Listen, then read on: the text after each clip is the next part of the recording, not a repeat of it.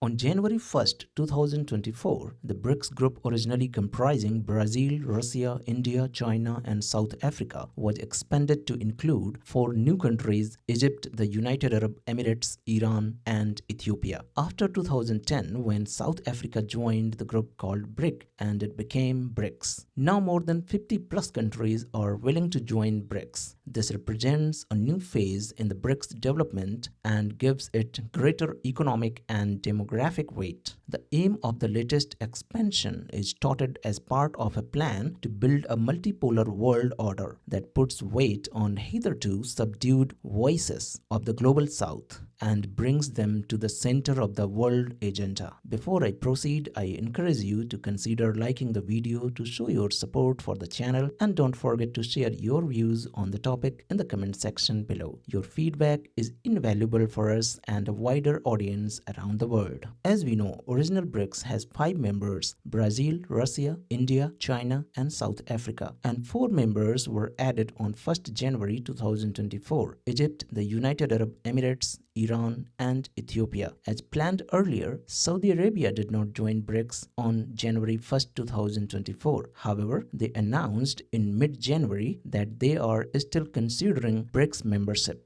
Apart from these members, there are a total of 15 countries that have formally applied to join BRICS, and in addition, there are 26 countries that have expressed interest in joining BRICS soon. 15 countries that have applied formally for BRICS membership are Algeria, Bahrain, Bangladesh, Belarus, Bolivia, Cuba, Kazakhstan, Kuwait, Pakistan, Palestine, Senegal, Thailand, Venezuela, Vietnam, and Nigeria. And 26 countries that have expressed interest in joining BRICS are Afghanistan, Angola, Cameroon, Colombia, Comoros, Democratic Republic of Congo, Gabon, Guinea-Bissau, Ghana, Guyana, Jamaica, Libya, Mexico, Myanmar, Nicaragua, South Sudan, Suriname, Serbia, Syria, Tajikistan, Tunisia, Turkey, Somalia, Uganda, and Zimbabwe. But why are countries so interested in joining BRICS? What will they get from joining the BRICS bloc? There are many reasons behind the interest of countries joining the BRICS. Most countries interested in joining the BRICS are not happy with the Western countries due to their domination in almost all international organizations, and these countries want to diversify themselves.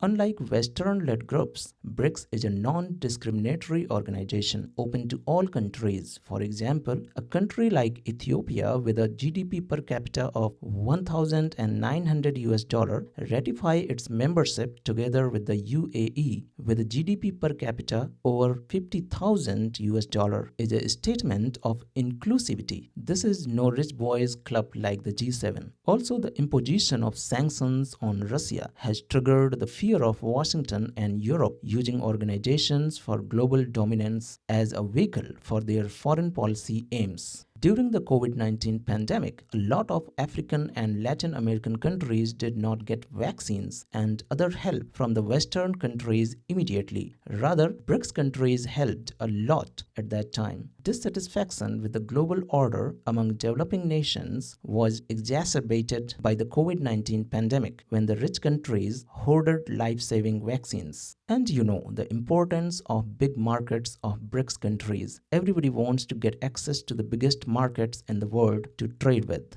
The expanded BRICS has a combined population of about 3.5 billion people, which is 45% of the global population, with a combined GDP of over $30 trillion in nominal terms and $57 trillion in purchasing power parity terms. BRICS makes up roughly 30% of the global economy and accounts for about 42% of international crude oil output. The countries from Africa and Latin America are rich in natural resources and minerals, which they can export to the big markets in BRICS, whereas Middle Eastern countries such as UAE and Saudi Arabia seek to diversify their investment. On the other hand, Turkey and Thailand can get more tourists from highly populated middle-income BRICS countries. Countries view BRICS as an alternative to global economic bodies such as IMF and World Bank, viewed as dominated by the traditional Western powers, and hope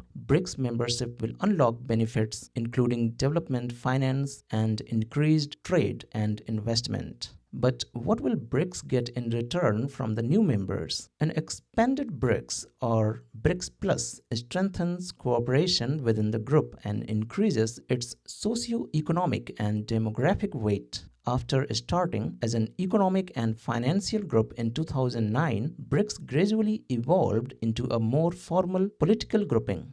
BRICS roughly positions itself as the global South's answer to the group of 7 major developed economies. China has been a key driver of BRICS expansion and pushing for an alternative world order, forging closer partnerships with key global players with Russia to the Middle East and strengthening international bodies where Beijing holds sway. The expansion and continued interest from dozens of countries are also a boon for Russia, which has been shunned economically and diplomatically by the Western countries following its invasion of Ukraine. Last year, all member state leaders besides Putin gathered in person in Johannesburg, South Africa for the BRICS summit, whereas the Russian president participated virtually, who has an international criminal court warrant out for his arrest due to alleged war crimes in Ukraine. This year, Moscow will chair the BRICS summit, which will be a key opportunity for Russian President Vladimir Putin to push back against that isolation and portray himself as a key player on the international diplomatic stage when world leaders travel to the host nation Russia for an annual BRICS summit. This year, BRICS summit is expected to take place in October in the southwestern Russian city Kazan. Earlier this year, Putin encouraged representatives of all countries interested in cooperating with the organization to take part in events and said Russia looked forward to working productively with all countries in the BRICS orbit. The BRICS expansion will add the muscle of major oil-producing Gulf economies to the body at a time when both Russia and China have bolstered their relationships with sanctions hit Iran. The new cohort of countries join as BRICS pushes towards more diplomatic and financial coordination, including reform of the United Nations Security Council and a move away from the US dollar-dominated trade system. BRICS is working to develop a payment system with BRICS common currency for payments between member states and international payment platforms to redress a rather unfair and costly Western-led payment system. Thank you for watching, and don't forget to subscribe to our channel for new videos on important international topics.